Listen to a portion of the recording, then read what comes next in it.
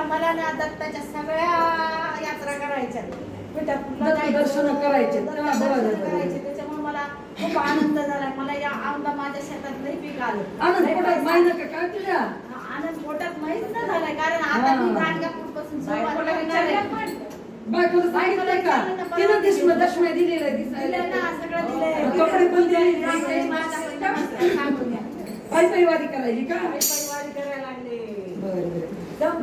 दर्शनाला जायचं जायचं जायचं.